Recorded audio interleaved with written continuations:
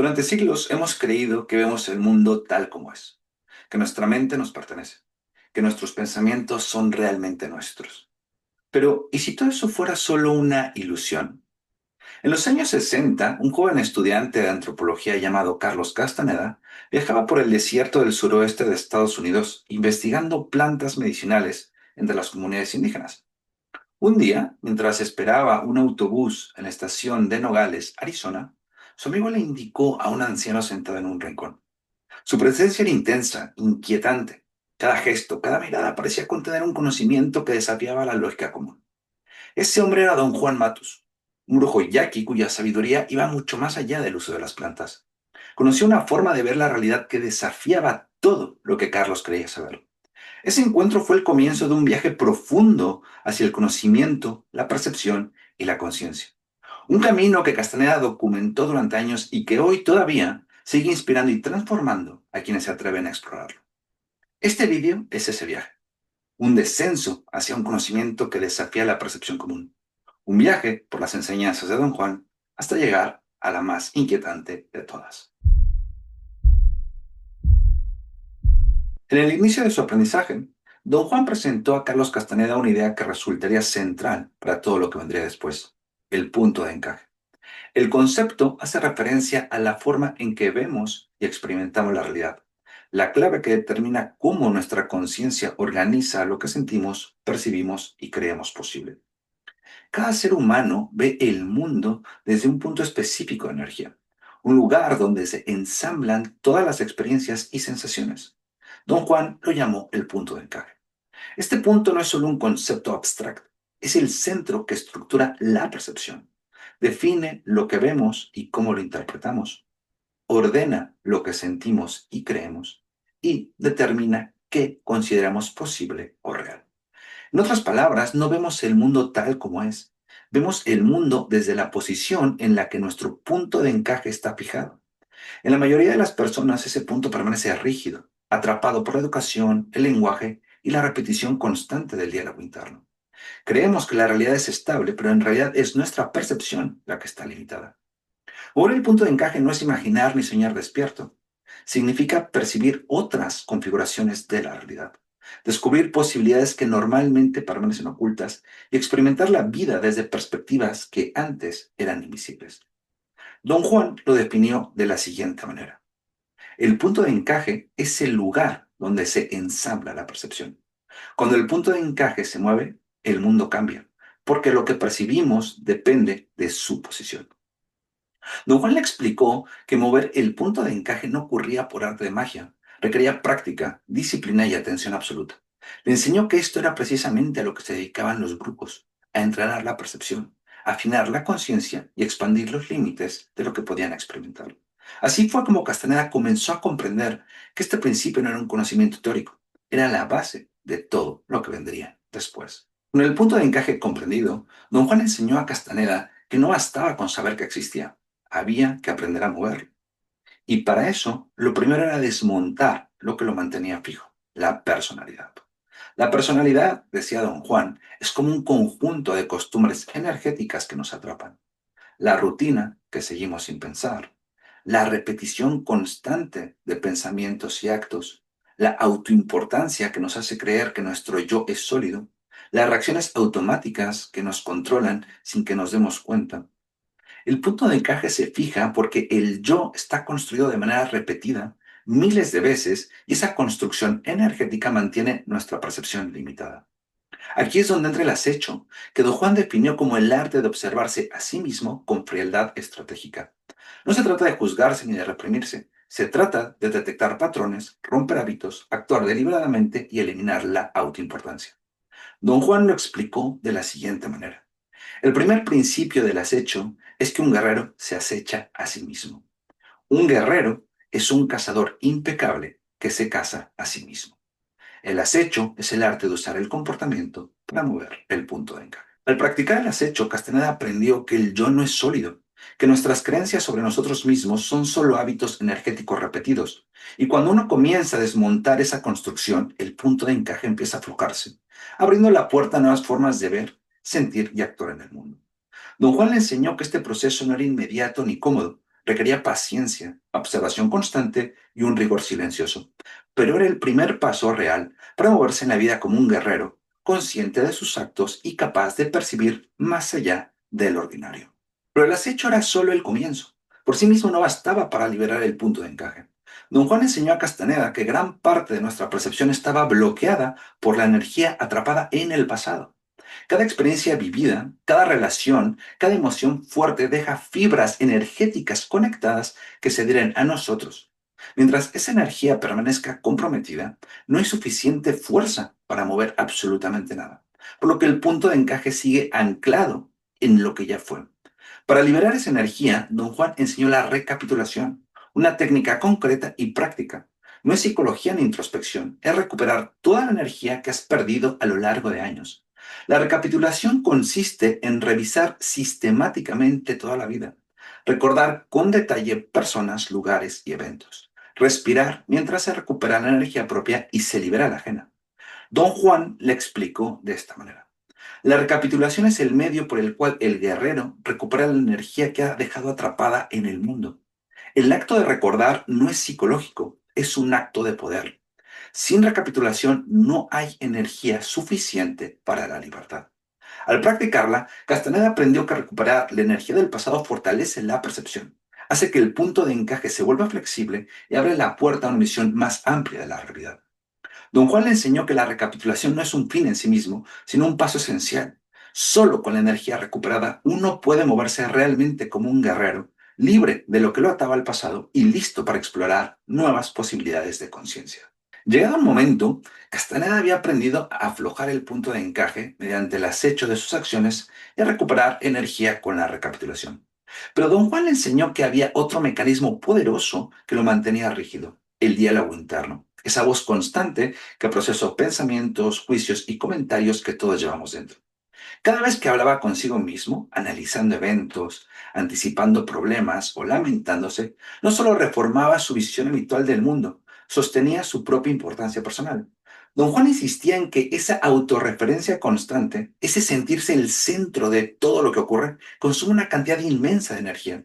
El diálogo interno no es solo pensamiento repetido, es la estructura que mantiene viva la importancia personal y, con ella, el punto de encaje fijo en su posición habitual. Mientras la importancia personal permanece intacta, la energía se desperdicia en defender la imagen propia, justificar acciones y alimentar conflictos internos. Solo cuando esa energía se recupera, cuando la autoimportancia se debilita y el diálogo interno se interrumpe, el punto de encaje comienza a aflojarse. Aquí es donde entra el silencio interno, un arte que no se parece a la relajación ni a la meditación convencional. Es una forma de acechar la propia mente, interrumpir el flujo de pensamientos y observar lo que sostiene nuestra percepción. Don Juan le explicó a Castaneda que cuando uno alcanza el silencio interno, las ataduras que mantienen el punto de encaje en su lugar comienzan a romperse. Las conexiones que fijaban el punto a su posición habitual empiezan a desaparecer y el punto de encaje se vuelve libre para moverse hacia nuevas configuraciones perceptivas. Don Juan lo explicó de esta manera. Cuando el diálogo interno se detiene, el mundo se detiene. Mientras el diálogo interno continúa, el punto de encaje permanece fijo. Sin silencio no hay conocimiento. El silencio interno no reemplaza el acecho, sino que lo complementa. Mientras el acecho observa la conducta y desmonta hábitos, el silencio interno acecha a la mente misma, mostrando que gran parte de lo que creemos sólido en nuestra conciencia es solo ruido repetido. Don Juan enseñó a Castaneda que dominar este arte era fundamental. Solo interrumpiendo el diálogo interno se puede experimentar un cambio real de percepción, un punto de inflexión en que la conciencia deja de estar atrapada y empieza a explorar posibilidades hasta entonces invisibles. Mientras Castaneda profundizaba en su trabajo con el punto de encaje, don Juan le enseñó que no bastaba con acumular energía o detener el diálogo interno. Había una fuerza aún más profunda que conectaba la conciencia con la realidad misma, el intento. Don Juan llamaba al intento la fuerza que hace que el universo responda a un guerrero. No era deseo, ni voluntad psicológica, ni pensamiento positivo. El intento era algo que vivía fuera de la mente racional, un campo de energía que un hombre podía activar cuando su conciencia estaba alineada y su percepción clara. Don Juan decía que todos tenemos acceso al intento, pero que pocos lo utilizaban conscientemente porque está tapado por el ego, los miedos y la voz interna que no se detiene. El intento no funciona como un quiero esto o deseo aquello. Funciona como una intención que impregna la percepción y la acción con una fuerza inusual y concentrada. El intento es una fuerza, decía don Juan, que existe en el universo. Cuando se le llama, responde. Ese llamar al intento no es imaginar ni desear, es alinear la percepción, la atención y la acción de tal forma que toda la energía del guerrero se concentra hacia un solo fin. Es un acto de poder, no emocional sino energético. Un guerrero que ha aprendido a manejar el intento actúa sin dispersar su energía. No duda, no vacila, no se engaña. Siente la realidad como algo maleable y no fijo. Hace que su percepción y sus actos respondan a un propósito unificado. Intentar no es pensar ni desear, es un acto de poder. Y lo que lo hace único es que no depende de la lógica, no depende del pensamiento racional y no depende del diálogo interno. Depende de una fuerza interior que surge cuando la percepción no está fragmentada, cuando la mente no está batallando consigo misma, cuando el silencio ha reemplazado el monólogo constante y cuando la energía está reunida, no dispersa. Te pongo un ejemplo para entender el intento. Imagina que necesitas encontrar a alguien que te pueda ayudar en un momento crítico, pero no sabes dónde está. No se trata de adivinar ni de desear, se trata de alinear tu conciencia con la posibilidad. Respiras, detienes tu diálogo interno y concentras toda tu atención en la intención para que esa persona aparezca. Caminas por tu día con plena conciencia, cada gesto y cada decisión guiados por esa fuerza invisible. De repente, justo cuando lo necesitas, la persona aparece. No es coincidencia. El intento, cuando se activa con conciencia, mueve las circunstancias hacia la posibilidad deseada. Un guerrero no fuerza, no controla, simplemente alinea su percepción y acción para que la fuerza universal opere a través de él. Después de dominar el silencio interno y aflojar las ataduras que mantenían su percepción encajada en lo habitual, Castaneda llegó a un nuevo umbral enseñado por don Juan, el ensueño. No era una simple experiencia de sueño ni una imaginación lúcida. Era una forma deliberada y consciente de usar el estado onírico para explorar realidades que no pertenecen a la percepción ordinaria. Don Juan definió el ensueño como un proceso por el cual los sueños comunes pueden convertirse en una puerta de entrada hacia otros ámbitos de percepción, regiones de energía diferentes de las del mundo cotidiano, pero igualmente reales. Esto implicaba que los sueños no eran meras fantasías, eran una escotilla hacia otras realidades, mundos tan distintos y absorbentes como el propio. Don Juan llegó a definirlo de esta manera. El ensueño únicamente puede ser experimentado. Ensoñar no es tener sueños, tampoco es soñar despierto, ni desear ni imaginarse nada. A través del ensueño conseguimos percibir otros mundos. A diferencia de los sueños habituales, en el ensueño uno permanece consciente mientras el cuerpo duerme. Don Juan explicó que cuando un guerrero logra esto, puede mover el punto de encaje incluso mientras duerme. Puede explorar posiciones perceptivas no ordinarias. Puede estabilizar experiencias que de otro modo parecían imposibles. Castaneda comprendió que el ensueño no era un escape de la realidad diaria, sino una extensión directa de ella a otras configuraciones perceptivas. El mundo que creíamos único y absoluto era uno solo de varios reinos posibles de la percepción humana. En estas experiencias, los límites del cuerpo físico desaparecen. La percepción se desplaza sin esfuerzo y la conciencia se mueve por espacios que no pueden explicarse con lógica ordinaria, pero que se sientan tan reales como la vida propia. El ensueño mostró a Castaneda que la percepción humana no estaba confinada a una sola realidad. Había otras capas, otros mundos, y cada uno podía explorarse con disciplina y atención.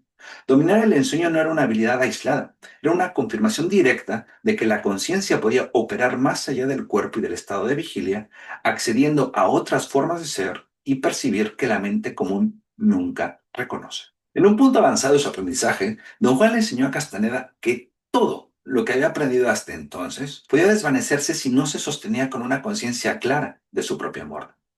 La muerte, para el brujo, no era una amenaza ni un castigo. Era la maestra más potente de todas. El recordatorio constante de que el tiempo de un guerrero es limitado y que cada instante debe aprovecharse con claridad y sobriedad. Don Juan pensaba así de la muerte. La muerte enseña sobriedad. Todo lo que no es esencial se disuelve ante ella. El guerrero que olvida la muerte pierde perspectiva y se llena de importancia personal. Un guerrero vive cada acto como si fuera el último y por eso actúa con claridad. Recordar la muerte para un guerrero no genera miedo, genera disciplina, foco y urgencia. Cada trivialidad, cada autoimportancia, cada hábito vacío se ve reducido ante la presencia consciente de lo inevitable. Esta conciencia sostenía al guerrero. Era la fuerza que mantenía la energía dirigida, que aseguraba que el punto de encaje permaneciera flexible y que las enseñanzas pudieran producir cambios duraderos. Don Juan demostró a Castaneda que sin la sobriedad que la muerte impone, todo el entrenamiento previo corría el riesgo de perder fuerza. Solo comprendiendo que cada acción podría ser la última, hacía que un guerrero pudiera actuar sin distracciones innecesarias, priorizar realmente lo que importa y mantener la percepción alerta y el punto de encaje listo para moverse. Pasados algunos años, don Juan confrontó a Castaneda con una verdad más grande que cualquier técnica o práctica. La conciencia no es algo que poseamos permanentemente. Existe un marco energético total, una fuerza que sostiene todo lo que existe y al mismo tiempo consume lo que llamamos vida. Don Juan lo llamó el águila y su sola naturaleza cambió la perspectiva de Castaneda sobre todo el camino. El águila no aparece como un símbolo poético ni como un mito bonito. Para los brujos se le revela como una presencia inmensa, inconmensurable, de altura infinita, que encarna la fuerza que gobierna el destino de todos los seres. Cada ser viviente que existió alguna vez, la razón de su vida, su conciencia misma, flota hacia el águila y se disuelve en ella como pequeñas llamas que se consumen después de haber tenido vida. Don Juan explicó que no podemos negociar con el águila. No hay plegarias ni súplicas que funcionen, ni favores ni concesiones. El águila no es amable ni cruel. Es la ley energética última que sostiene la existencia y reclama la conciencia al final de la vida. Don Juan la definió de esta manera. El águila es la fuerza que sostiene y devora la conciencia. Todo lo que percibimos depende de ella. El guerrero busca expandir su conciencia antes de que el águila la reclame. El águila no es un enemigo ni un aliado, es la ley que gobierna la existencia. Don Juan enseñó a Castaneda que la conciencia es un préstamo. El cuerpo la habita por un tiempo limitado y cuando la vida termina, ese préstamo es reclamado. La percepción, la atención, los estados de conciencia, todo lo que hemos reunido y expandido es consumido si no se ha transformado profundamente. Comprender el águila no es una metáfora teórica, es colocarse frente a la fuerza que define todo sentido, toda dirección de vida y toda muerte. Para don Juan, cada práctica, el acecho, el silencio interno, la recapitulación, el intento, estaba orientada hacia una sola posibilidad, no ser simplemente alimento para el águila, sino buscar una apertura a otra forma de existir, una libertad más allá del consumo inevitable. Castaneda empezó a darse cuenta de que todo lo que había aprendido no era un juego mental ni una curiosidad intelectual, sino una preparación para enfrentarse con la fuerza última de la existencia. El guerrero no busca poder social ni reconocimiento, busca expandir la conciencia antes de que la conciencia sea devorada.